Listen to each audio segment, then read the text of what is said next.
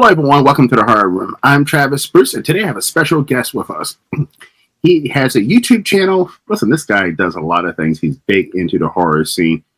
And I have with us today John Henderson from DOOMSDAY KRYPT. John, welcome to the Horror Room. Hey, thanks for having me, man. Appreciate it. It's a pleasure, man. It's a pleasure having you.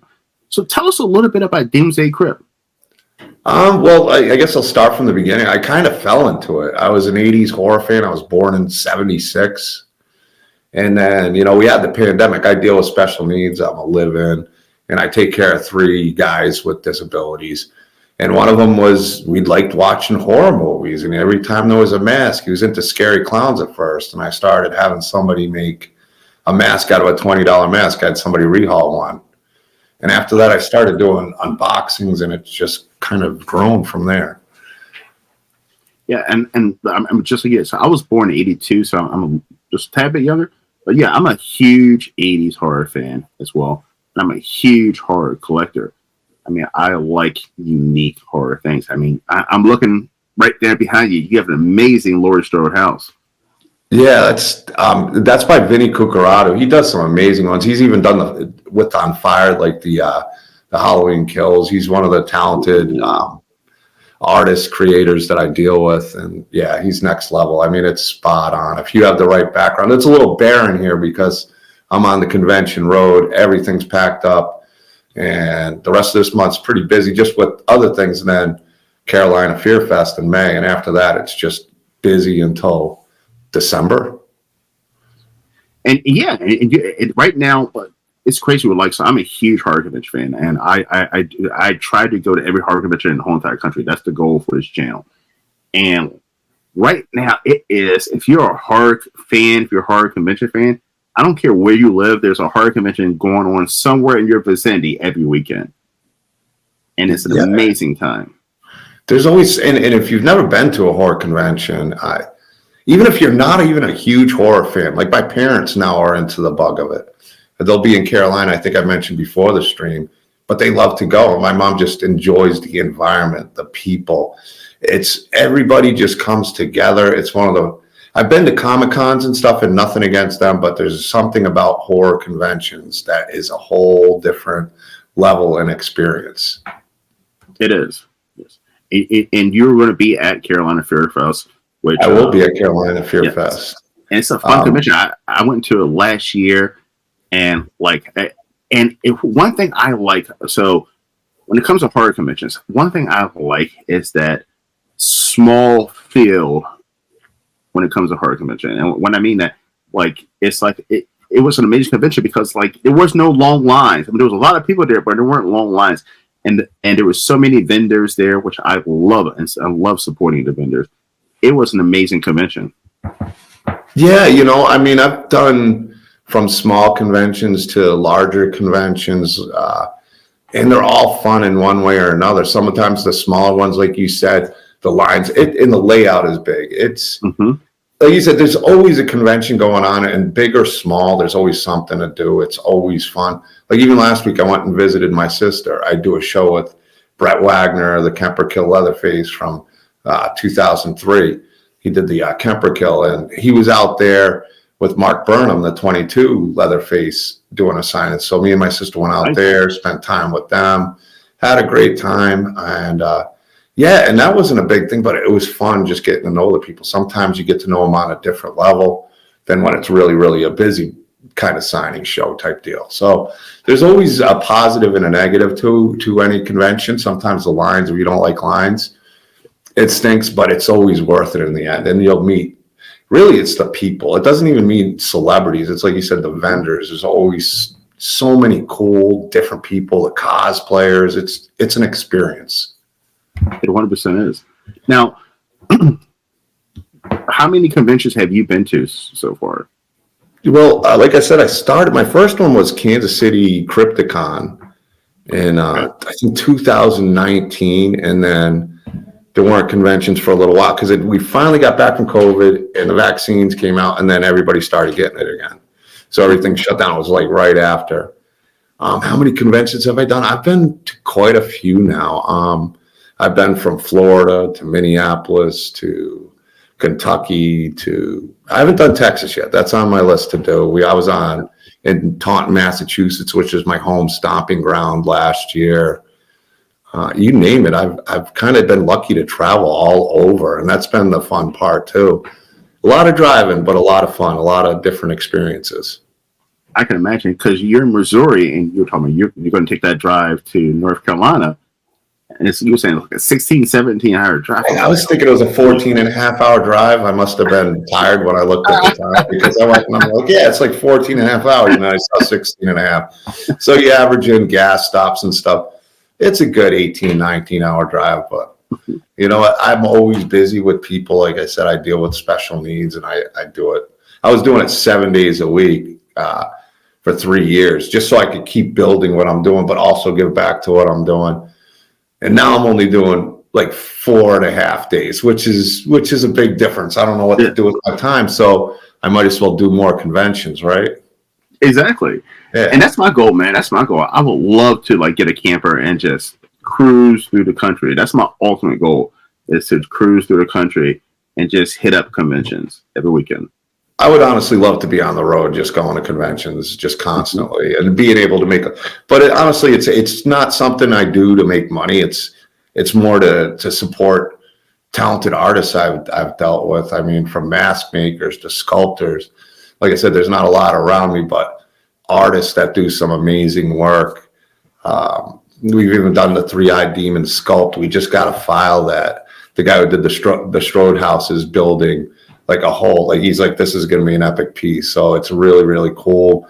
The top file guy reached out to me, wanted to do, like he made the file without me even knowing it, which was really cool. And it just really blows me away how great the horror community is. I mean, it's so much fun. It's embracing. And it's cool that people are somewhat enjoying what I'm doing. They enjoy the tables. We put a lot of work in. I was probably about 50, 60 pounds heavier in July. And I lost a ton of weight from July to October from setting up tables. Because I don't know if you've had a chance to see some of the tables that we do. But yes. We from masks to blacklight skateboard decks to you name it, we got it. We got a variation of everything. And most of it's not, say, NECA or anything. These are all handmade by original talented artists. You might have rehauled masks, but they're rehairing them, repainting them. It's just a talent that I've been able to deal with and meet. And like I always say, it's a team effort. Like this Doomsday's KRYPT, yeah, I mean, but every single person that's involved in it, it's a family, it's a team atmosphere. And I love that. And I love the people that have become part of the Doomsday, the DK Army, as we call it. Chicago was great too. I was just in Chicago at Days of the Dead. They had the Hellraiser cast there, the Nightmare on Elm Street 3, Dream Warriors cast was there with Heather Langenkamp, and I had some cool blacklight skateboard decks. The Pet Cemetery cast was there. One of the skateboard decks sat with Miko Hughes. We did skateboard decks. Kincaid, Roland Kincaid, Nightmare on Elm Street 3 and 4. He's got a new comic coming out called Socrates. So you can check that out. And I'll give our buddy Ken Sago's Dream Warrior kicking Freddy's ass all over Dream World. A plug, just go to kensagos.com. He's got some great prices for autographs on his comic, which is he's planning on raising money to film it and make a full length film on it. So check out our dudes. Support these guys who made our 80s what they were. Yeah. Yes. I believe Matt Burns he's arranged for Ken is going to be coming on my show. Feature, so that's going to be exciting. Ken's one of the great Warrior fan. Oh yeah, and he's one of the coolest guys. He's so laid back and chill. Loves his fans, always embracing them. And honestly, a lot of these guys that I've met, like I said, I do a show with Amanda Kruger, Beatrice Buckley, DK and the Bees, Horror Buzz, one of my best friends in the world. And then one of my other best friends, the Kemper Kill Leatherface, Brett Wagner. I mean, we're family, and it's been so much fun. And we got quite a few conventions we'll be seeing each other at. And, yeah, I'm excited about it. It's like this is the big year for us. It's a big, big year for us in Doomsday's KRYPT. All the talented artists, all these people, all the shows that we're doing, we really want to, bring even more to the fans. So yeah, exciting year. Stressful, but exciting. Yeah, I can imagine. Now, did you wake up every morning like, holy shit? Like, I've always been a huge horror fan, and I'm getting to work with these amazing talent, whether it be actors and actresses, creators, artists, going to conventions. Are you like, holy shit, I'm living my dream? I would never expect to be doing what I'm doing. Even if you asked me 2019, right before the first event, before I start, there's no way I'd be doing what I'm doing. And when I think about it, yeah, it's like, wow. I mean, I watched Amanda Kruger. I watched Nightmare on Elm Street 5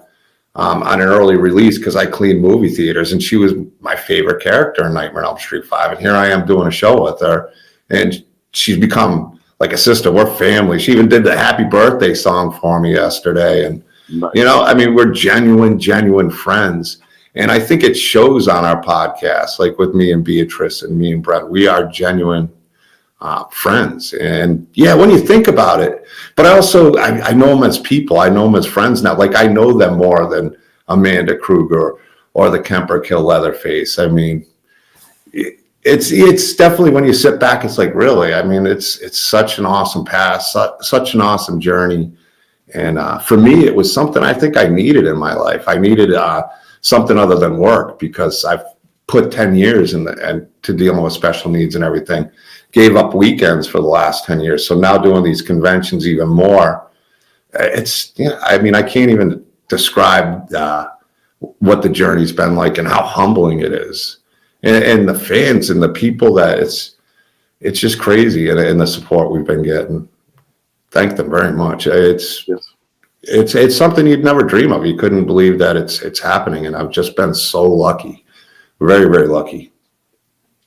And you talk about your two podcasts. You also have a pretty successful YouTube channel as well. I mean, like 70,000, subscribers. I mean, I think it's a little under 3, but we also stream live on Facebook in the group, and we're starting to stream on Instagram. So we're reaching all different platforms.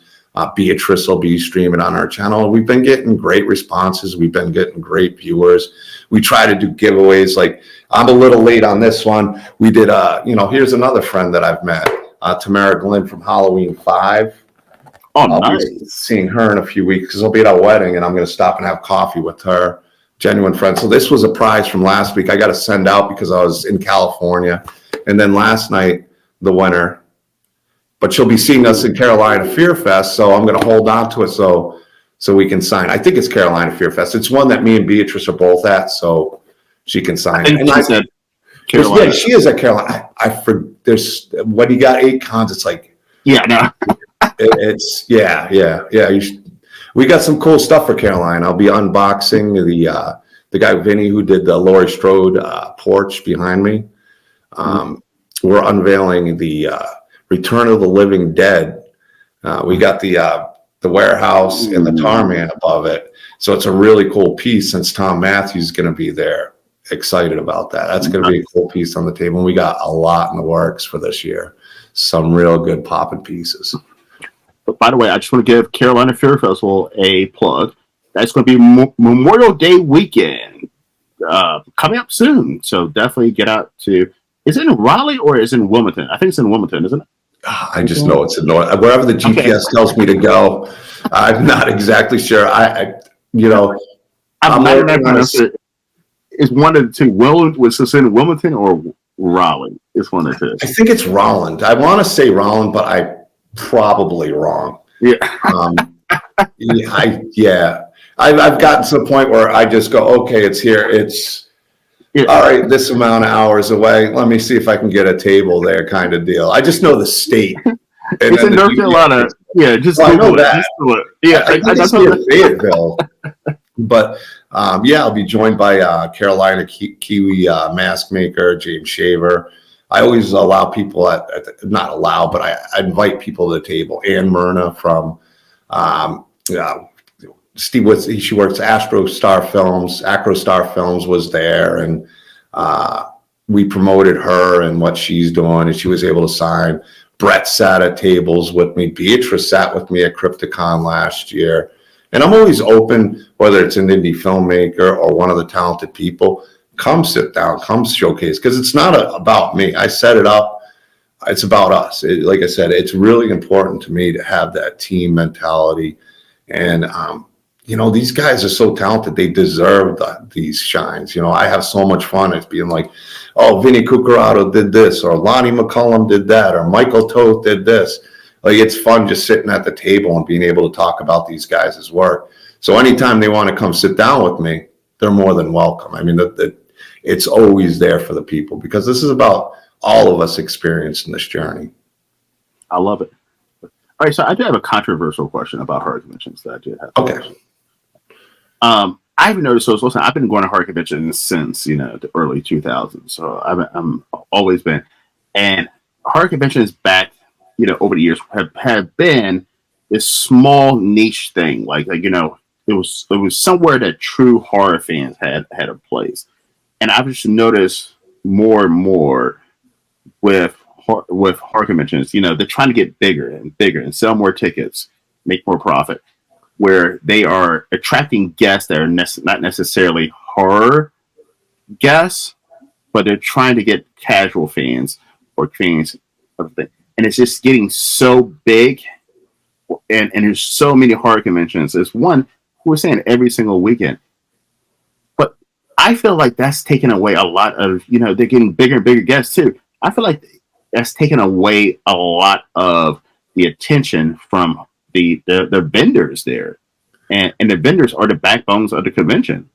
I've understand that, and a lot of vendors have brought a lot of. You're not the first person who said this, and especially from the hardcore people who, like me, I kind of just jumped in to do vendor tables. I never did the convention thing. I was just had so much other stuff going on. I don't want to say I didn't know about them, but I didn't know about them like I do now. But yeah, there's a lot of different things. Certain ones find a good balance, but yeah, you'll have like wrestlers or somebody who's not really fitting in the genre. And I know some vendors have said, the show's fine, but they brought in so many guests, they're not visiting the vendor tables and supporting these guys, and the table prices have gone up. I mean, for me to put on a table between hotel, travel, buying merchandise, I'm easily spending $4 or $5 grand every single convention. Wow. So there is a lot of investment. So, I know for a lot of these people, it's the same thing. A table might cost you anywhere. You might get lucky and it's $400 or a little bit less, but I got tables this year that are $1,200 or $1,000, and you add on hotel and stuff. That's a lot to make up just to break even. And I know for a lot of these independent artists, that can really be a make or break for them. So if you guys do go to conventions, make sure you hit up the vendors. Make sure you at least spend time with them, see what they're doing, because you might find something that you really like. It does feel like a lot of them have, a lot of the people that come now, you were a hardcore fan, like you said, they had the intimate family value. I think that was what was endearing about horror conventions, and it's kind of changing like up mainstream. A little bit. It's like yeah. It's not it's mainstream, so it's not cool anymore. No, yeah. But well, that's why I try to put on different stuff, because there's a lot of vendors that'll have like Funko Pops or something, and you got 4 or 5 people that got Funko Pops. Yep. It's really, really tough. So my suggestion is always try to find that creative something that somebody doesn't do. Because even like some of these, I don't have. Well, I might have one handy. Let me see. But like my buddy will do Funko Pops, but he'll draw art on the side of it. Like he'll do black light art or something. Oh, cool. So to add some extra cool, or he'll take the Funkos and build a diorama. Always try to bring that extra niche. But I do get it. When you have that many celebrities, say like I'll use Robert Englund as an example. Mm-hmm. If somebody goes to a convention and they're waiting to get Robert Englund to sign, forget the vendors, because that's what you're doing all day. You're sitting in line for Robert Englund. Or any other guests. I mean, if it's one of those conventions, so it can be a little tough for vendors. Certain ones understand this too, so they try to make sure the balance is very good, because there is a way to, the way you set up and the way you lay out these conventions, you think, okay, let's just throw it out there. And I won't mention conventions, but I've seen them where it's like, why would you put all these people where even the other guests that aren't as big as the name are getting crowded out because nobody knows where the line is. A good spread out between vendors and celebrities really goes a long way because it gets people to travel the whole convention. You have just celebrities here sometimes, and some do it very successfully. I mean, Scarefest is a prime example of a huge convention, my ultimate favorite convention. They've been amazing to me. But they have, I mean, they'll bring in 100 guests, but they do something special and they bring in such a great crowd that it doesn't affect it. Other ones, it does. It really, really does. So yeah, the layout has a lot to do with it. Like if I personally was going to put on a convention, especially a smaller one, I'd spread it out just so everybody walks around, so it's not so convoluted, so people can get those autographs as they're walking around, so they do see what the vendors have to offer, because it is easy to get lost in the mix. If there's celebrities here and you're in kind of a hidden spot, it makes it tough. So that balance, I think, needs to come back. Because like even like when you get it, and I agree, Carolina Fair Festival has an open layout. By the way, there's a video of a walkthrough, last year's walkthrough of the venue. I did a walkthrough, and it's so spaced out, and it's one of those conventions that like you don't feel claustrophobic. But I've been to a lot of the conventions, and it's claustrophobic. It's people on top of people. So even when you get to the vendor area, it's like you can't stop, because if you stop, it causes a traffic jam. Yeah. So people are just looking and moving, and nobody's really stopping to actually look at the amazing artwork at the at a vendor's table. That's where I put a lot in the hands of the promoters. The layout is so crucial, and I think that's where Scarefest, I'll use them as again, because I haven't gone to Carolina. I'm going to Carolina because Matt's such a great guy. Beatrice, I think she was there last year as well, or one of the years, said how great it was, and she's become real close with Matt.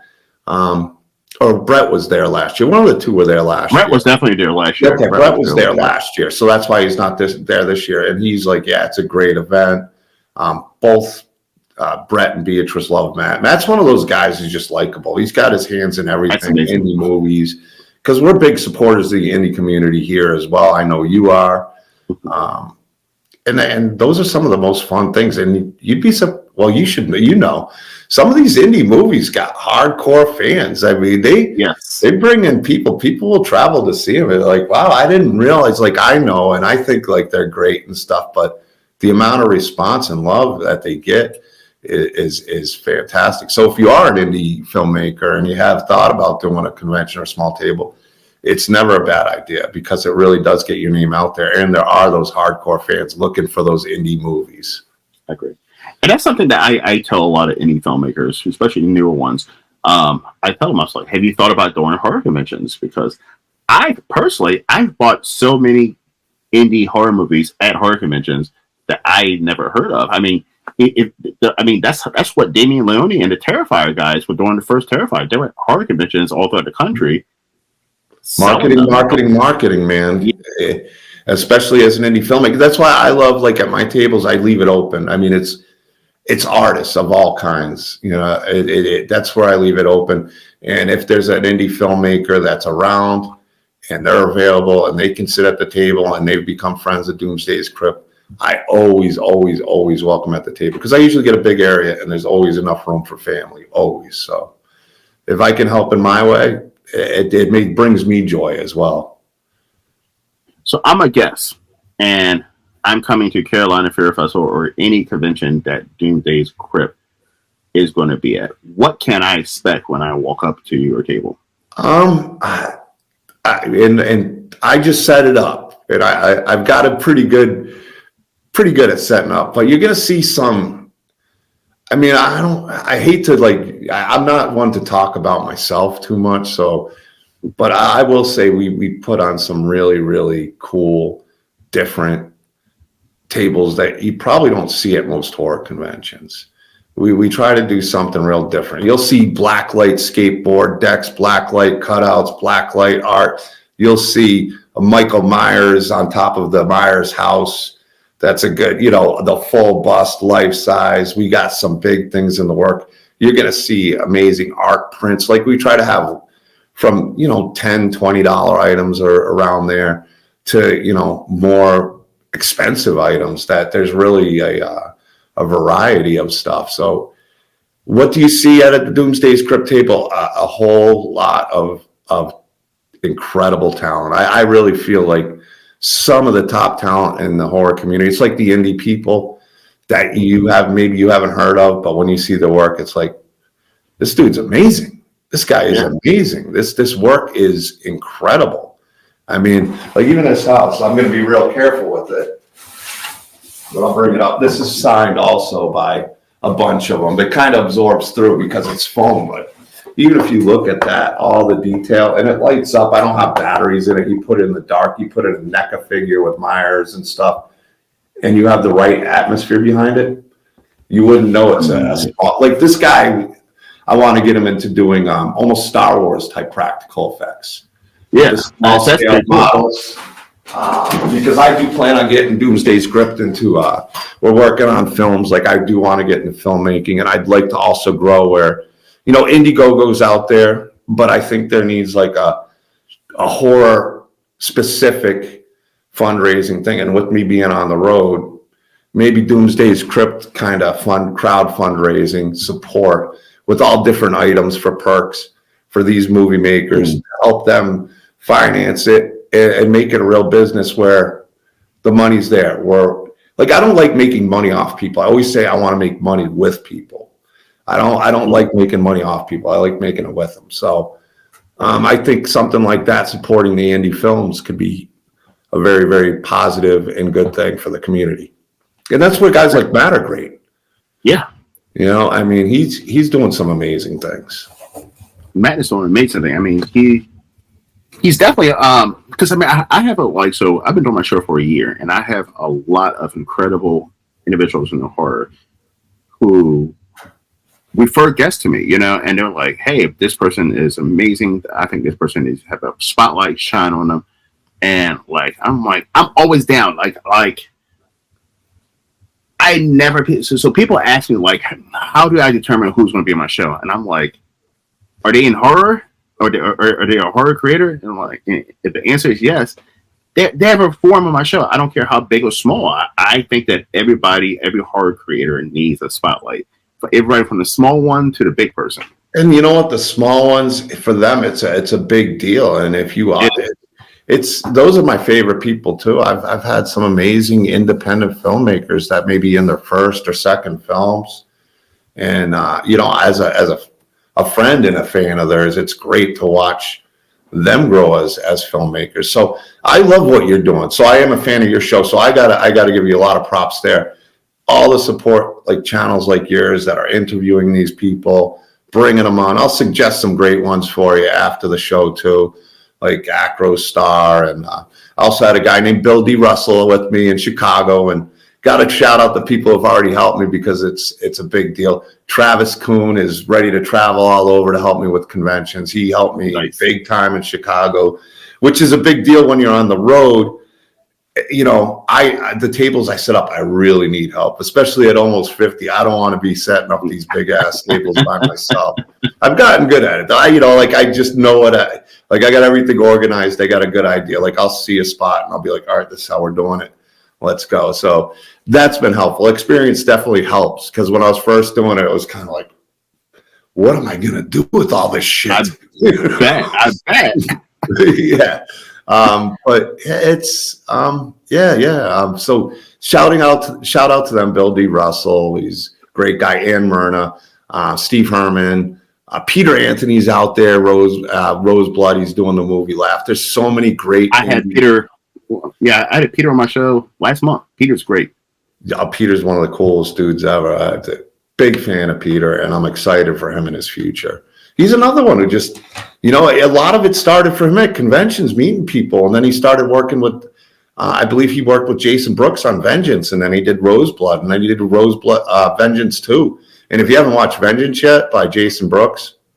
Yeah. Great. I had Jason on my show too. Yeah. Oh, okay. So, yeah, awesome movies. I mean, those were, I loved Roseblood. And I've even told Peter. But Part 6 was my first introduction to Friday the 13th, my first film. So if you're a fan of the Jarvis storyline, they do it justice. They do. In Vengeance 1 and 2. And yeah, great cast, great special effects. Jason Brooks is great at special effects as well and has a great special effects team and a talented story writer. Peter is an incredible story writer. I'm excited for this original film now because, his with Roseblood, some are like, oh, I wish I had more Jason. But if you see the thought on every detail that Peter put into it, it's one of those movies you give a second watch, especially if you watch part 7 and then watch Roseblood and then 8. It really, really ties in nicely. So don't ever try to quiz him on Friday the 13th and bet that he won't know the answer, because I guarantee you he will. But if you are doing a Friday the 13th and you have a group of friends that are doing the quiz and competing, that's the guy you want on your team. That dude knows everything. There's so many good people out there I've met. I can't. Because indie is where it's at when it comes to horror right now. It really is. A lot of our 80s stars are in them. CJ Graham played Jason's father in that. So it was really cool to see him as Elias Voorhees. Felissa Rose is constantly in them. Dave Sheridan. Brett's in a lot. Beatrice is in a lot of movies. She's in the upcoming movie The Dead Place by Michael Pickle with David Howard Thornton. I believe Bill Oberst Jr. is in it. Angel Bradford, she's an up-and-coming indie actress. So there's, you get a good mix in these indie films. It's like, oh, my God, Linnea Quigley's there, or Elisa Wilcox, or Danny Hassel, or all these people you grew up with in the 80s. And it's like, cool. Brian Bremer's starting to do them again from Pumpkinhead and Silent Night, Deadly Night 5. It's great because these talented filmmakers, like growing up in the 80s, it's like they're having a renaissance right now in the indie horror scene. And it's amazing. You always have to look at, and I always do this too. You can't be hard. I mean, you got to understand that a lot of these, I've seen some really good films and they might have a $2,000 budget, but you understand that you got to look at the story, look at the bigger picture. Because a lot of these Hollywood films, and not that all of them are terrible or anything, but they stick to, they're not going to take chances that an indie film. Being safe. They're being safe. Yeah. They're going to do this because, well, there's a good chance it'll make money, and the other one's more of a gamble. They don't like to gamble. Yep. But with these indie horror fans, or the horror creators, like Terrifier is a great example.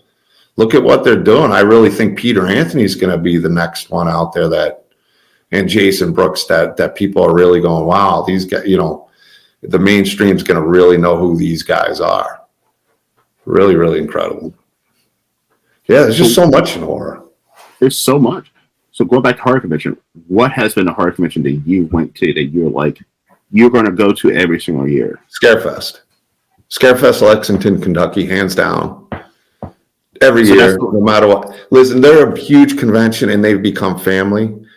And Carolina might be up there because Matt Burns is great. I haven't been there yet. But nice. Easily, Scarefest. My parents went there.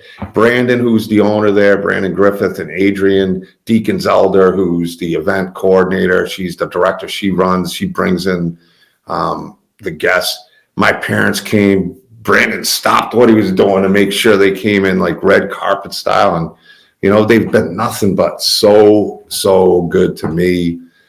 Beatrice, Brett, my family, my friends, and supportive of everything we're doing. So, yeah, I mean, that one, if I was going to stop doing conventions and there was only one I was going to do, it'd be Scarefest. And there's been great ones. Scarefest has been on my radar, so now I have to go now. Easily my favorite.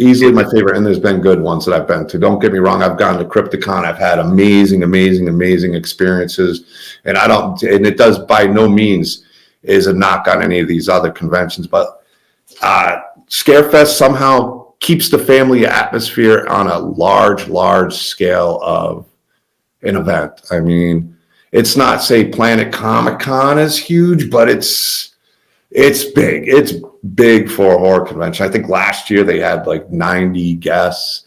This year, I know they have a ton, but they bring in some really cool guests. And I've talked to Adrian, like they've become friends, like I said, and she will sit there and really, like a chess player, figure out where to put these people and the best way to set it up. And and it works. They get how it works, and you can tell that everything they're doing, they're thinking about the fans. They involve the fans with everything. They involve the vendors.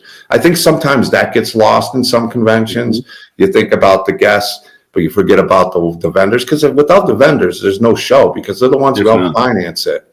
So it's very important to support them, and they do that, and amazing. And they're always looking for extra things to do, extra, what do you guys want? What can we do for you? And they're very active in their Facebook group, especially where if you ask a question, they're going to answer you. Because I've had conventions where it's like crickets, and it's like, I'm okay. And it's not to be mean, but it matters a lot to me when I know I'm getting good communication from an event, and they care about not just me as a vendor, but all their vendors. It goes a long way. And that's why I give them the A++ rating, man. You can't beat what they're doing right now, but people should definitely, and they're always, like I saw Brandon in Chicago, they're always looking at other conventions in a supportive way. They're always supporting them, but also maybe ways they can improve what they're doing. That's something they see that's really cool that this convention is doing. They're always studying. They're always working to do better. See, number one for me is Horror Hound. That's in Cincinnati. That was a fun experience. Just the flow, the guests, it was a great experience. I'm going to Day to Day Chicago in November, so I'll let you know what I think about that. I did that one.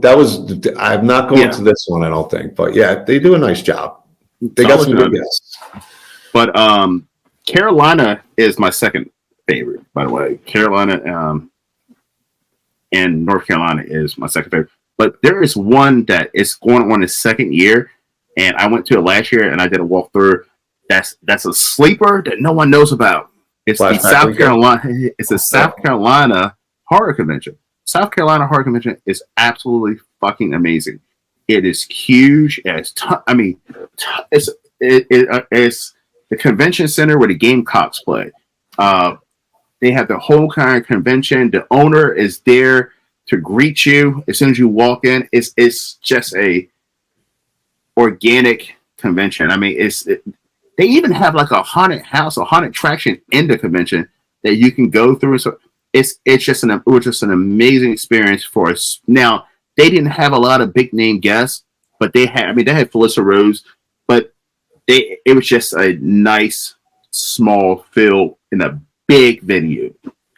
They're onto good things. I mean, you bring that experience for the fans, even if it's the first year, they'll understand it's the first year. As long as they know you're putting in the effort and you're thinking about the fun to keep the fans entertained, where you don't have that block. But I mean, Felissa Rose, you bring her to any convention, she's gonna be popular. I mean, she's one of the, like, I had heard before I'd met her how great she was. Now I've met her several times, and she is one of the coolest people you'll ever meet in your life. So that was a good guest, even if they didn't have a lot. And it's not always the quantity of the guest, it's the quality of the guests. Yes. And it doesn't mean just big names. It means one of the things I love about Beatrice and Brett, they are so embracing to their fans. They love their fans. They embrace those, they want to answer your questions. They want to talk to you. They appreciate you as much as you appreciate them. And even with like Brett, one of the things we work on is doing something different. And he does this whether I'm there or not. Like, he'll bring stuff. Autograph pictures are great.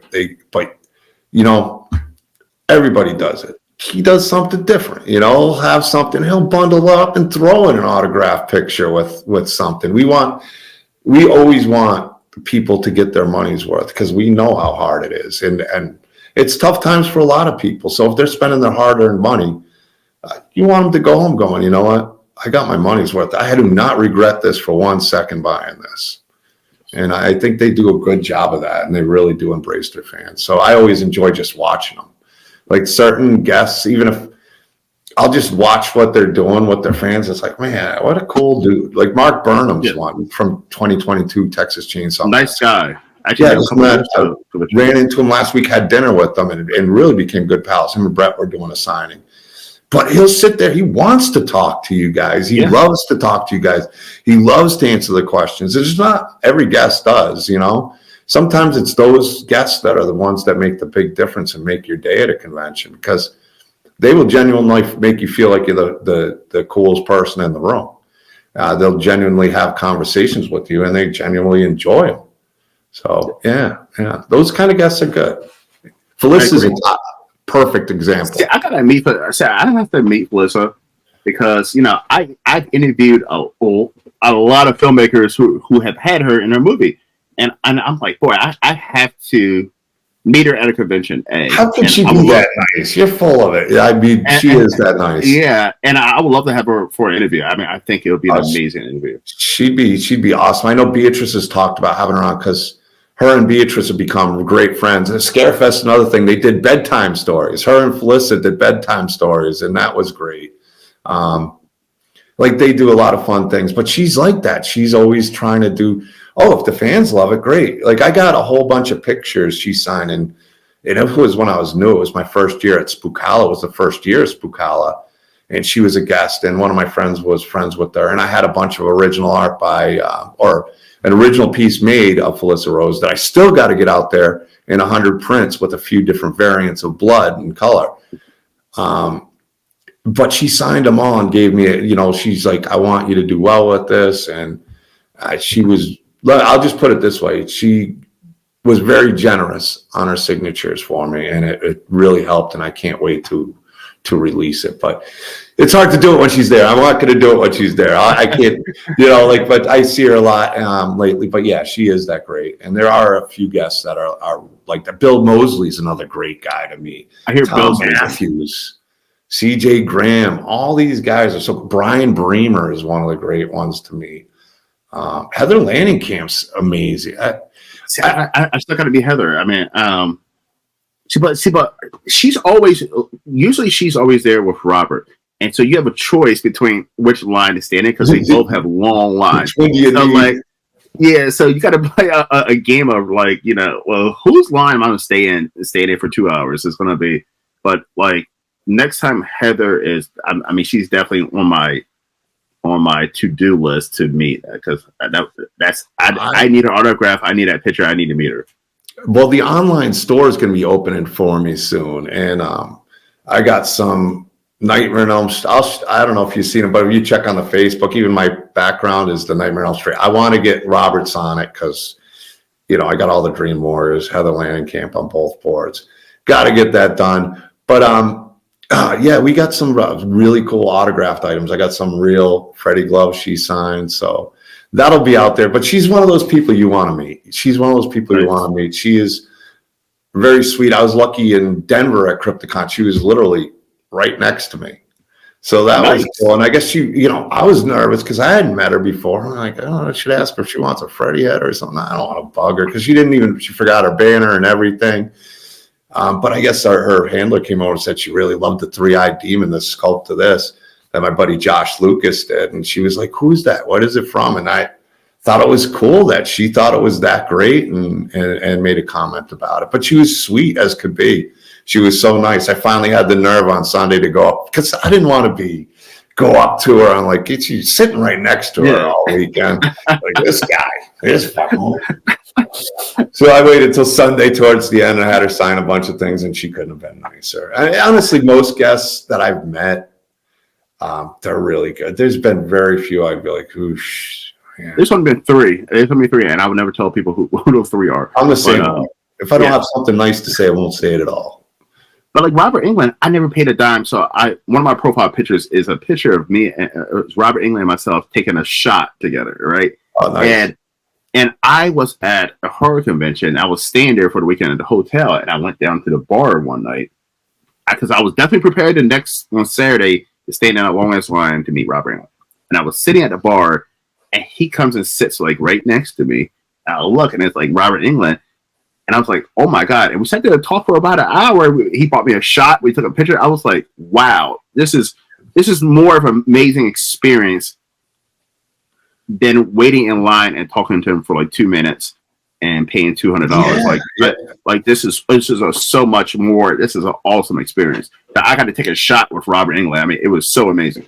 Yeah, I hate standing in the lines because, like you said, it's more the experience. That's the one great thing about being a vendor is Yeah. you're in there early and you wind up meeting all these people. Like the Children of the Corn cast was right across from me at Days of the Dead Chicago. Couldn't have been nicer people. Loved all of them. God, John Philbin was there. The director, Fritz, was there. I mean, they had the cast and they're celebrating the 40th year, I think. It's something like that. I can't remember. It's 35th or 40th year. It has to be 35th, guy. I think it was made. Is it 84, right? So, yeah, 40th year. Oh, yeah. Okay. It's 40th. Yeah, 40th year. I thought for sure. I don't know why. I thought they came out in the late 80s. But I think it was 84. That's crazy. Jesus, I'm old. But yeah. Well, so one of my most popular videos I've uploaded was I did my top 5 things I hate about horror conventions. And one of the things I've noticed has been somewhat fixed. Someone's been fixed. And that was vendors not accepting credit cards or debit cards. Like, that drove me absolutely nuts because now you have to guess they only accept cash. And then you have the vendors only accepting cash. And like, you know, as someone who goes to a horror convention like myself, I bring X amount of cash, you know, because I know that everything is going to be only cash only. But like sometimes when you run out of cash, there might be a vendor there that you want something from and you're out of cash. And then like, what do? Do you go to the hotel ATM machine that charges you $12 to withdraw? And like, not even have money left in it. Yeah, or you can, and what sucks about it too, they charge a high fee, but you can only take out a certain amount. So they want you to do it multiple times and rack up those fees. So like, do you do that, which most people are not going to do? And I feel like most people I feel like vendors and even guests are losing out that way. I do take cards. I started doing it towards the end of last year. I was kind of like, I was having Brett do it or Beatrice do it, and they had it, and I didn't know too much about it.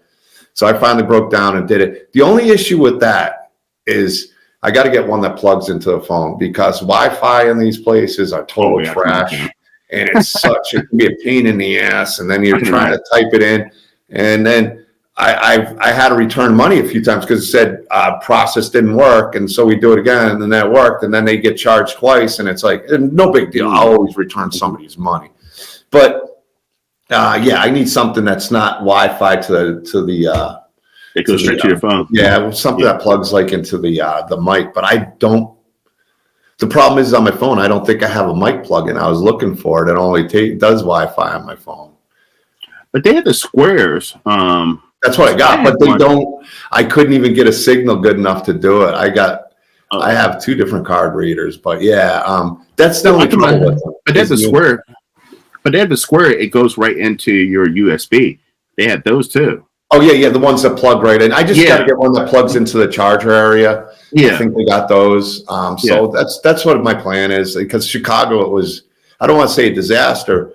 But it was really, the Wi-Fi was really bad. And I was staying at the hotel. You'd think you'd get a good Wi-Fi, but it was bad. It was bad in that room, and it was tough at times. And then finally figured out, and I just said, screw it, I'm just typing it in. But yeah, an easier way. But I agree with you. Taking cards, I mean, as a vendor, you'd like cash, but most people pay with cards now. I barely get cash sales anymore compared to maybe a year or 2 ago. Most of it is credit cards, which is fine. It works for me. It's a lot easier than having a whole bunch of cash.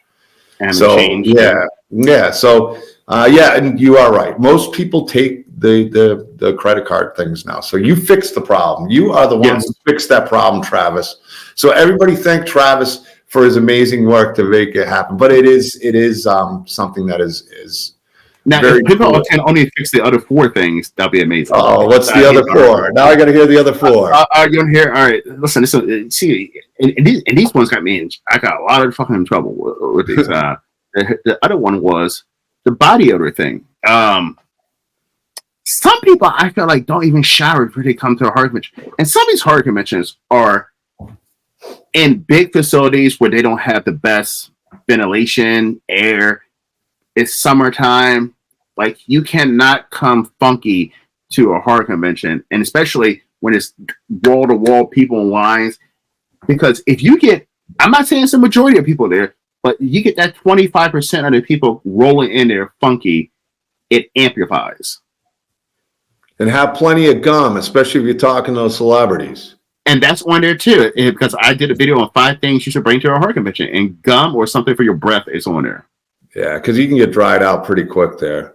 Because you don't eat. I mean, that's what I was saying. You got to bring snacks too, because like I said, I did a whole weight loss journey because I didn't have time to eat while I was on the road for 4 months. So my mom and dad, they went to, can you guys sit down and eat, Johnny? I'm like, I can't. I got to get done. I mean, there's no, I mean, with the tables, it's like, I'm done. I got to get this packed up. It's not like they're going to wait to close the doors. And by the time, and when you're running around and you're doing this, and the last thing you think about is food. Like you just want to, at least my mentality, it's and some of these conventions, don't offer food at the convention. So what are you going to do? You're going to hop in your car, leave the convention, which was tough enough finding a parking spot already. So you're going to hop in your car and go find food? Like, no, most people are just going to sit there and not eat anything until the convention's over, and that amplifies your breath. But the other thing was too, people who have the wagons. I mean, you know what I mean? Who drag the wagons with a bunch of crap. I call them the wagon willies, and they're standing in line for autographs, and they have 20 fucking damn things to get an autograph, and I feel like that is not for themselves. I feel like they're consignment people, or they're selling them. Yeah, it drives me nuts when somebody has a whole wagon of stuff to get autographed by a guest. It's like that old lady who's you just want to pay for your gas or buy a soda that's buying 6 million lottery tickets for 20 minutes. That is dumb, and each and every one is getting specialized with something different, and you're like, because if you get 5 of those people in a line, you're there forever. Oh yeah. Oh, and then they take their time to get it back because and I get it, it's valuable, but I'm with you on those kind of pet peeves. I hate, it's almost like you understand it, but I get it as a pet peeve as somebody who'd be in a line. I'd probably get out of the line if I saw the wagon brigade on the road, but I don't like standing in lines anyway. I think that's why I became a vendor. It's like, I'll just see them before. Hopefully they don't hate me, maybe you can sneak an autograph in. Or at least if I can keep my eyes out and go, ooh, they're empty now.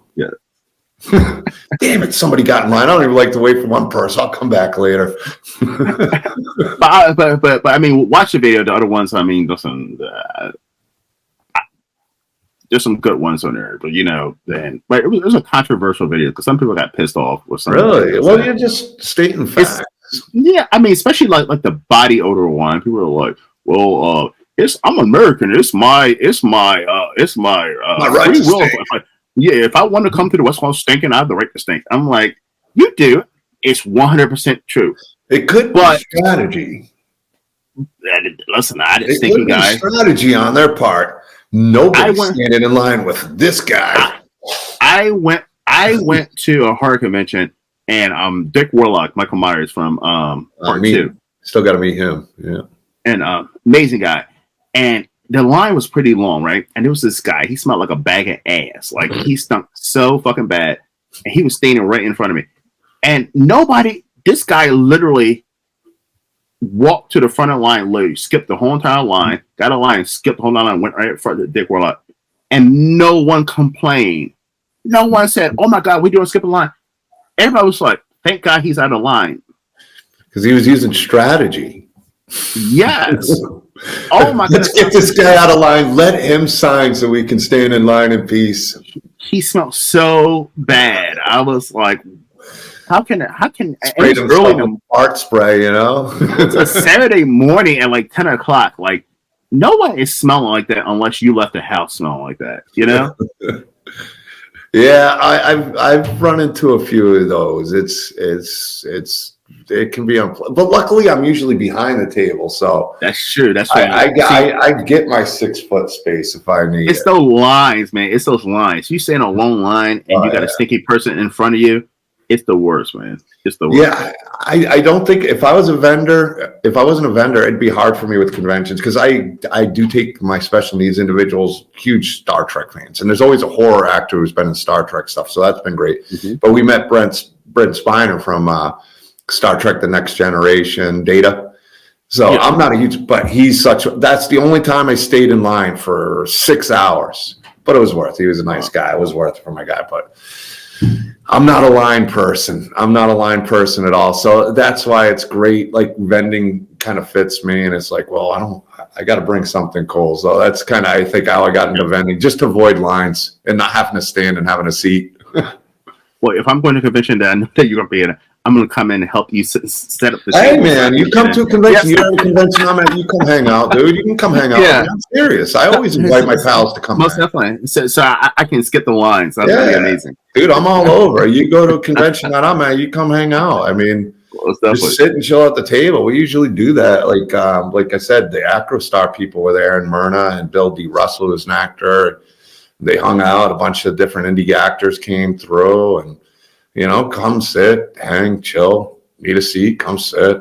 We do it like that. We have a lot of fun in the area. So, awesome. Yeah, you're always welcome, man. Listen, man, I'd love to come on your show too. So yeah, we'll get you on for sure, man. Yeah. We'll get you on. I'd love to set up. Maybe we'll partner up and interview an indie filmmaker. I'll introduce you to one you haven't had a chance to talk to. Let's do it. We'll do it up, man. Let's do it. So, where can everyone find you, my friend? Well, really, Doomsday's KRYPT. The shop's going to be opening soon. We're going to have some really cool autograph stuff and a little bit of everything that you'll see on these tables. I'm hoping to get that. It's just been so busy to get it open and get things so I'm ready to ship them. But I'm hoping to get it done by this week. That should be, and that's www.doomsdayskrypt.com, KRYPT with a K. You find us on Facebook. On the Facebook group's a great way to find us. I also got the page. I'm trying.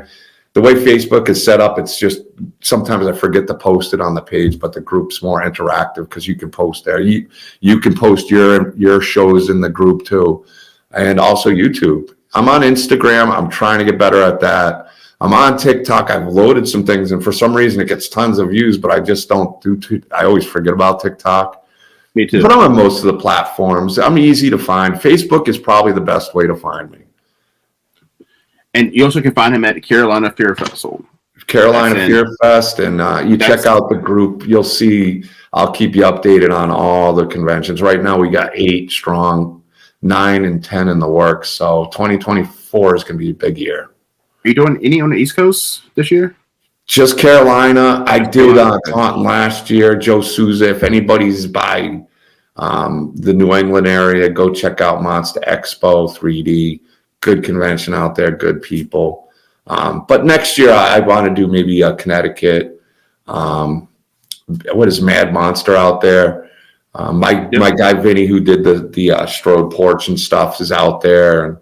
And I'd probably do one next year, but I also have different goals in 2025. This is going to be the last year I do this kind of convention run. It doesn't mean I'm going to stop doing them, but not like this. You got to do Monster Mania. It's in Baltimore. I want to do that. I want to more in New Jersey. Yeah, which one? Monster Mania. That's the one that I want to go to, and also Horror Hound. I definitely want to get to Horror Hound. You definitely have to get the Horror Hound. I'm trying to think of any. I want to get that Flashback weekend. Brett's there, and I'm all jealous. I tried to get a vendor table, and they forgot about me. So, where's that at? That's in Chicago. Flashback weekend. So Flashback weekend, if you're watching next year, I want to be there. But you have to do South Carolina too. South Carolina, I'm telling you, it is. Yeah. I think that's the next big convention. Like I'm gonna be back there this year. I think because it was the best convention I went to last year. Like it was so much fun, and just everybody was nice. It was friendly. It was like real horror fans. It wasn't like the casuals mixing it in. It just reminds me of the smaller ones bringing those. It's just it adds a good atmosphere. Yeah, and the haunted attraction was scary as shit too, and like they had a really good. I love haunted houses. That's what's kind of making me want to go to that one just for the haunted house. Oh my goodness, it was so fucking good. But there's one also too in Hampton, Virginia. Too, you gotta check out. It's called It's called Hampton Runs. Do that because they have a nice.